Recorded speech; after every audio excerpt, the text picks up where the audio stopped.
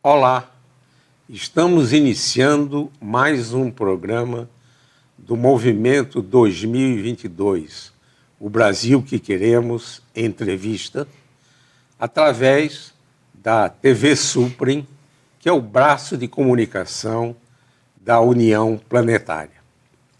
Hoje teremos a oportunidade de conversar com o doutorando Eduardo Chaves da Silva, especialista em políticas para a primeira infância. Vamos conhecer a formação de nosso convidado e suas atividades na Secretaria da Criança do Governo do Distrito Federal. Vamos conhecer suas pesquisas e seu trabalho de doutorado em Ciências Políticas da Universidade de Brasília. Vamos também discutir quais seriam as prioridades nas políticas para a primeira infância, baseada na opinião das crianças e dos jovens. Nosso convidado é graduado em Serviço Social pela Universidade de Brasília e mestre em Psicologia por essa mesma universidade. É também especialista em Prospectiva, Estratégia e Políticas Públicas pela Universidade de Brasília e Fundação Oswaldo Cruz, e Master em Liderança e Gestão Pública pelo Centro de Liderança Pública de São Paulo, com um módulo de extensão internacional na Universidade de Harvard. É pesquisador do Núcleo de Estudos do Futuro da Universidade de Brasília. É servidor também da Secretaria da Criança do Distrito Federal e atualmente é doutorando em Ciência Política da Universidade de Brasília. Sua tese tem como temas políticas públicas para a primeira infância no Brasil. Obrigado, Eduardo Chaves, por ter aceito ao nosso convite. Na minha primeira indagação, pediria para revisitar a sua formação na Universidade de Brasília, as suas especializações e seu doutorado em Ciência Política. Obrigado, professor. Estou muito feliz de estar aqui, de ter recebido esse convite para conversar com o senhor aqui, todos no Movimento 2022, o Brasil que Queremos. Eu comecei a minha trajetória em 2003, quando eu ingressei na graduação em Serviço Social na UNB. E desde essa época eu já me interessei pelas temáticas da infância e da adolescência. E foi durante a minha graduação que eu também fiz um estágio no Tribunal de Justiça que mudou realmente a minha trajetória profissional. E eu tive mais acesso aos estudos de psicologia, porque nesse estágio eu trabalhei atendendo crianças e adolescentes e famílias em situação de violência doméstica. Então eu percebi que para a gente atuar na prevenção de violências, principalmente, para a gente atuar na prevenção, na promoção dos direitos da criança, a gente precisa de uma perspectiva interdisciplinar. Então foi isso que me motivou a fazer um mestrado em Psicologia na Universidade de Brasília, e eu estudei a maneira que o sistema judiciário lidava com as famílias, especialmente quando o agressor sexual era um membro da família. Então o Estado decidia por tirar esse agressor do lar, uma medida correta, mas não dava o suporte para essa família se reorganizar. Então a minha pesquisa de mestrado foi nesse sentido. Essa pesquisa ajudou a gente a construir um centro de atendimento integrado a crianças e adolescentes vítimas de violência sexual. Junto com toda a rede de proteção do DF, eu integrei a equipe que estava discutindo a implementação desse centro de atendimento. E em 2016 a gente conseguiu fazer a inauguração desse centro. Então, um centro de referência nacional que atende crianças e adolescentes e famílias em situação de violência sexual a partir do que aquela criança, do que aquela família precisa naquele momento. Então, é um dos trabalhos que eu mais tenho orgulho. E, seguindo nessa perspectiva de um atendimento interdisciplinar para essa questão, eu me especializei em Prospectiva, Planejamento Estratégico e Políticas Públicas pela Universidade de Brasília, como o senhor relatou. E o senhor foi meu orientador, né, nesse trabalho, e a gente fez um estudo sobre o planejamento estratégico e planejamento governamental dos governos de Brasília até o ano de 2014. E um dos dados mais alarmantes que a gente teve nesse trabalho foi constatar que o planejamento governamental, os planos plurianuais, as leis orçamentárias, elas simplesmente ignoravam que existiam crianças no Distrito Federal, né? O Distrito Federal já chegou a ter quase 10% de crianças na primeira infância, mas o orçamento máximo utilizado até 2014 tinha sido de 3,5% do orçamento. Então isso demonstra que, muitas vezes, os governantes têm um discurso de priorizar a infância, porque realmente ninguém é contra a infância em discurso, mas isso não é materializado em políticas efetivas, não é materializado no orçamento. Então é como se a gente ainda continuasse a entender que as políticas para a infância, as políticas para a adolescência, têm que lidar com o que sobra de orçamento, e não o orçamento necessário para que a gente consiga implementar uma política pública efetiva que atenda os direitos da criança. Então esse dado me chamou muito a atenção e eu fui, continuando estudando, eu me interessei pela área da ciência política para entender de que maneira o Brasil optou por sair de um momento que a gente entendia a prioridade absoluta da infância e adolescência, porque é isso que a Constituição diz, né? De que o Estado, a família e a sociedade têm que lidar com prioridade absoluta para atender os direitos e as necessidades da criança e do adolescente, então 0 a 18 anos incompletos. E o Brasil trilhou um percurso em que, em 2016, se materializou no Marco Legal da Primeira Infância, que seria uma lente de aumento em relação à prioridade absoluta para a criança de 0 a 6. Então, minha pesquisa no doutorado é entender as mudanças institucionais e políticas no Estatuto da Criança e do Adolescente que levaram a gente a ter esse entendimento de prioridade absoluta. E o mais importante, professor, eu tenho ido nas comunidades, eu tenho conversado com os profissionais, conversado com as famílias, na minha prática de assistente social, e sempre vem um questionamento de por que priorizar a primeira infância e não priorizar, por exemplo, a segunda infância, criança de 7 a 12 anos? Por que a gente não tem um estatuto ou um marco legal da adolescência, por exemplo?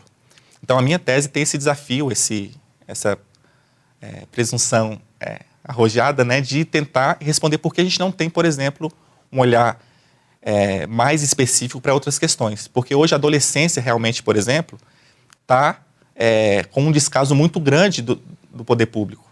O que a gente tem de políticas para a adolescência são políticas de restrição de direitos, são políticas de controle, são políticas muitas vezes punitivas. Então, como a gente pode levar essa perspectiva do Marco Legal da Primeira Infância para outras faixas etárias? Então, o meu trabalho ele visa responder essa questão que é espinhosa, né? Poderia nos explicar a importância da primeira infância e que vem a ser o Comitê Distrital pela Primeira Infância e destacar a sua atuação nesse comitê? Perfeito. A importância da primeira infância ela se faz de diversas formas, né? Durante esse processo de construção do Marco Legal da Primeira Infância, diversos argumentos, diversos discursos precisaram ser mobilizados para a gente trazer os atores estratégicos para essa discussão. Um argumento que é muito utilizado e é um argumento que convence até as pessoas que não têm uma inserção direta nesse tema da primeira infância é o argumento econômico. O Prêmio Nobel de Economia, o professor James Heckman, dos Estados Unidos, ele fez uma pesquisa que demonstrou que cada dólar investido na infância tem um retorno de $7. E aí, uma pergunta que eu faço em relação a esse estudo é: a gente pode aplicar esse referencial na realidade brasileira? Cada real investido, ele se transforma em R$7 de retorno? A gente precisa saber se esse dado se aplica à realidade do Brasil, que tem uma democracia diferente dos Estados Unidos, que tem um arranjo institucional para atender às demandas diferentes. Os Estados Unidos têm lutado para ter um dispositivo constitucional como o do Brasil, de prioridade absoluta. Eles não têm isso. Então, a gente está simplesmente emulando um modelo americano para a realidade brasileira, e isso é efetivo na prática? É uma pergunta que eu sempre faço na nossa rede nacional da primeira infância, na rede distrital também. Mas é fato que esse argumento é muito forte, é um argumento que deve ser considerado, é um argumento que eu acredito também, mas a gente precisa aprimorar ele, né? Um segundo argumento é o argumento do desenvolvimento para o país do investimento na primeira infância. Né? Essa mesma corrente teórica que diz que o investimento tem um retorno 7 vezes maior do que em qualquer outra faixa etária, também diz que se a gente investir na infância, a gente vai ter menos desemprego no futuro. Se a gente investe na infância, a gente vai ter menos criminalidade. Os adolescentes vão cometer menos atos infracionais. Né? De novo, a gente tem sempre um componente econômico para justificar o investimento na infância. Mas o argumento que eu acho mais importante se pensar, professor, em relação à importância da primeira infância, é de que esse momento da vida precisa ser considerado como um momento em si mesmo. Que é o quê? A criança, ela tem o direito hoje de ser feliz. Ela tem o direito hoje de se desenvolver plenamente. Acredito que um investimento na primeira infância vai ter um retorno para a sociedade, sim, com certeza. Vai ter um retorno econômico, sim. Mas a gente precisa inverter essa lógica de que a criança é o meio para o Brasil alcançar uma outra coisa. A criança precisa ser a atenção para ela, principalmente, e não simplesmente um jogo de palavras em que a gente coloca a criança como responsável pelo futuro do país. Né? A criança hoje, ela tem que ter direito de ser feliz hoje, ela precisa ter um investimento público hoje.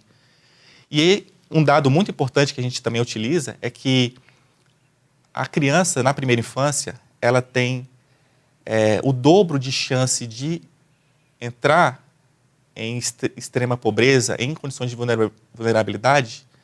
Ela tem 2 vezes mais chance do que as outras faixas etárias. Ou seja, simplesmente pelo fato de ser uma criança, ela tem mais chance de estar em condição de risco, de não ter os seus direitos garantidos. Então, a gente precisa, resumidamente, a gente precisa conciliar essa necessidade de ter o componente econômico, de um investimento com um retorno numérico, sim, mas a gente precisa pensar na criança enquanto sujeito de direitos, enquanto uma pessoa em desenvolvimento que precisa da atenção naquele momento. Se a gente tiver um retorno econômico e desenvolvimento para o país de uma forma geral, ótimo, e eu acredito que a gente vai ter.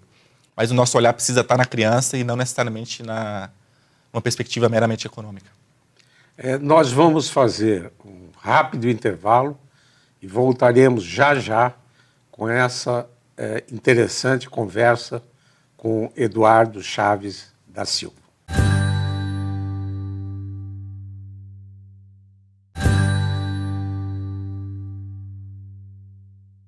Voltamos com essa interessante conversa com Eduardo Chaves da Silva.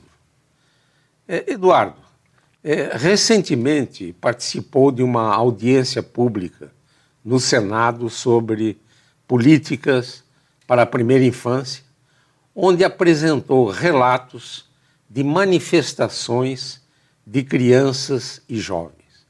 Poderia destacar alguns pontos da sua intervenção no Senado? Claro, professor. Esse foi um momento muito interessante, porque a gente pôde discutir a perspectiva da infância de uma maneira interdisciplinar. Eu acredito que seja fundamental para a gente alcançar os direitos da criança, em sua plenitude.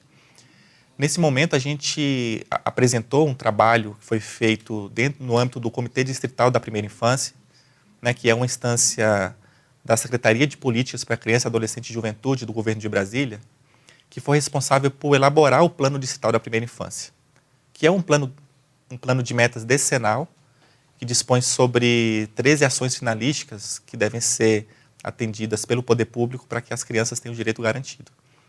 A construção dessa normativa foi feita com a participação efetiva das crianças. As crianças contribuíram em todas as metas, elas expressaram o que elas queriam para Brasília, o que elas queriam que a família entendesse, que elas têm sentimentos, que elas têm ideias, que elas querem se expressar. E a gente aprendeu muito com esse exercício simples, que era dar atenção para uma criança. Então, quando eu falo que é importante a gente ouvir a criança, que é importante a gente considerar o que a criança sente, algumas pessoas me perguntam, mas e se a criança não quiser almoçar hoje? E se a criança quiser só tomar sorvete o dia inteiro?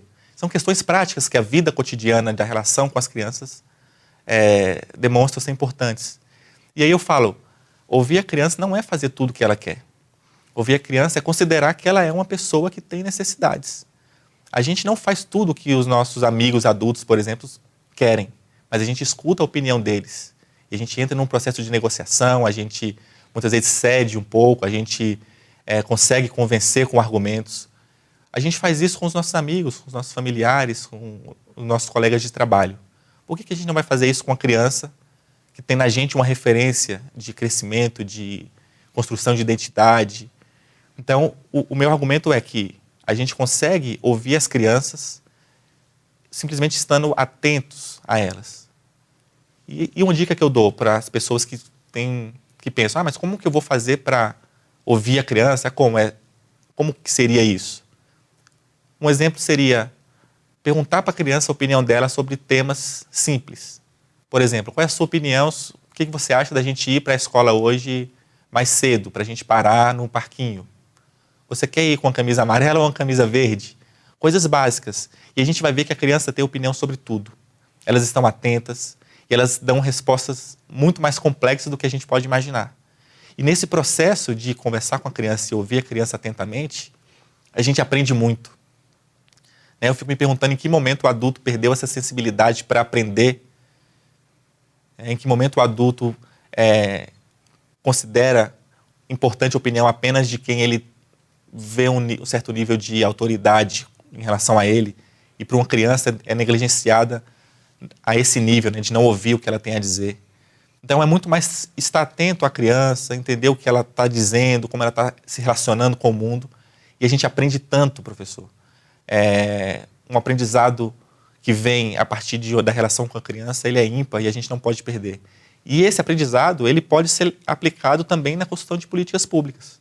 O Comitê de Estado da Primeira Infância mostrou que é possível a gente estar atento nas questões do dia a dia e levar isso também para a construção de políticas. Então a gente tem uma normativa no Distrito Federal que considerou a criança como sujeito de direitos, com necessidades específicas, e esse é o nosso objetivo, levar para os governantes essa perspectiva de que a criança é gente, que a criança é sujeito.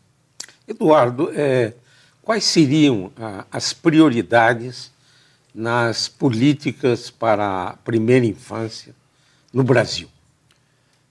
Nos últimos anos, professor, infelizmente, a gente tem lutado para que a prioridade seja não haver retrocessos. A gente ficou alguns anos nessa implementação do ECA, amadurecendo esse dispositivo extraordinário que é o Marco Legal da Primeira Infância. Mas a gente agora está lutando para que não tenha retrocessos. Para que, por exemplo, a gente não ache que é certo a gente reduzir a idade penal como resposta para os problemas da sociedade. A gente está discutindo que a nossa relação com a criança deve ser diferente. Então a gente precisa entender que é um momento importante para a gente não ter retrocesso. E esses retrocessos podem ser evitados como, por exemplo, a manutenção de estruturas administrativas nos governos que pensam as políticas a partir do sujeito. Então, tem instâncias que pensam a criança, como, por exemplo, a Secretaria da Criança é uma unidade do governo do Distrito Federal fundamental. A gente precisa de secretarias para os direitos das mulheres, secretarias que discutam a igualdade racial. Foi a partir disso que a gente teve a Lei Maria da Penha, por exemplo, que hoje está sofrendo ataques.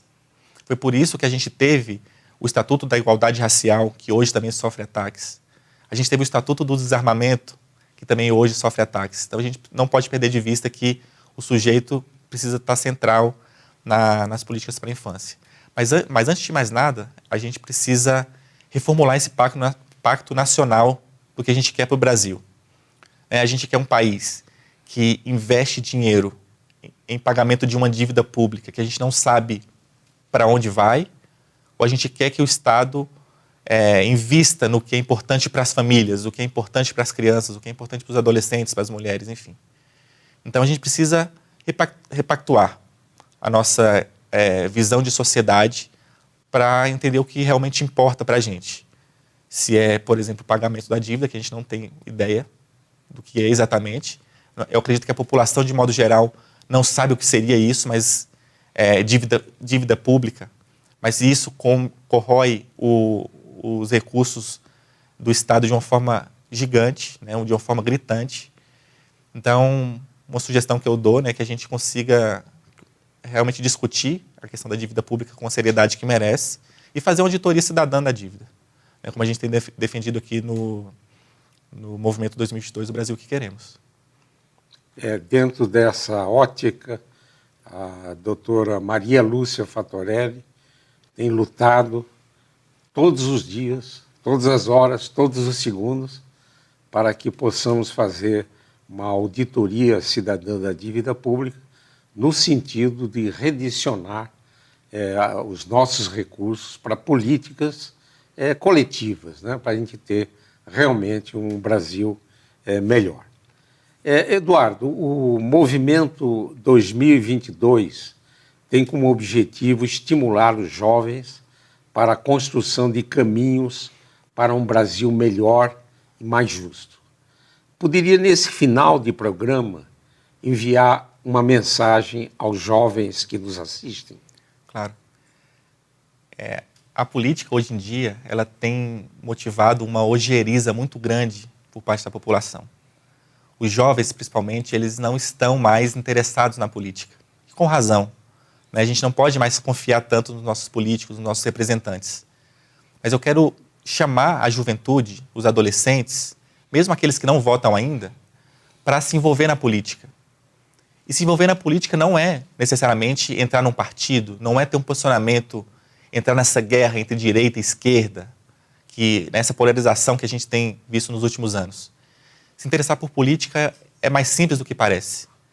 Por exemplo, acompanhar o discurso de um candidato que você tem uma simpatia e ver se ele, durante o mandato dele, se ele cumpriu aquilo que ele prometeu. Acompanhar se, quando ele vem defender a família brasileira na televisão para pedir o seu voto, se ele manifesta isso quando ele vai votar um projeto no Congresso Nacional, né?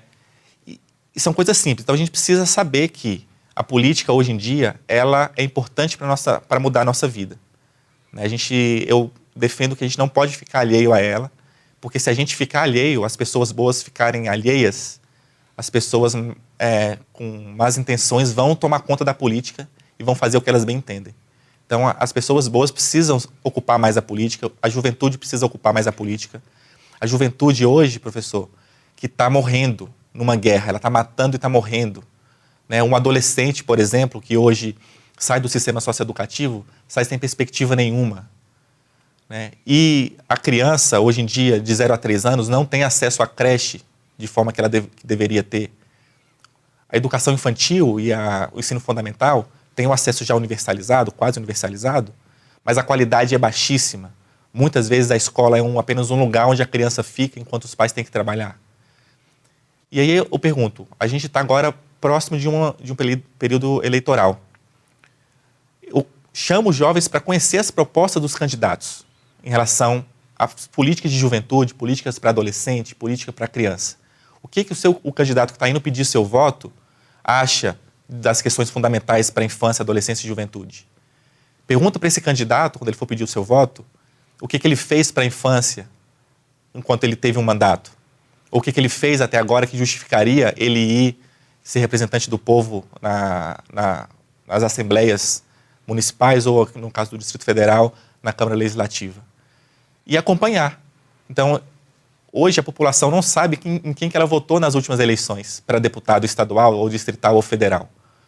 Então, é muito mais simples, né? A gente escolhe um candidato, cobra dele quando ele for pedir o nosso voto, e durante o mandato, ficar em cima desse candidato, acompanhar desse deputado, acompanhar o que ele está fazendo, se ele está sendo coerente, se ele não está sendo incoerente, ver quais deputados votaram a favor do povo brasileiro nos últimos 4 anos e ver se esses candidatos estão pedindo nosso voto de novo. Então, assim, a juventude é central para a gente mudar o país.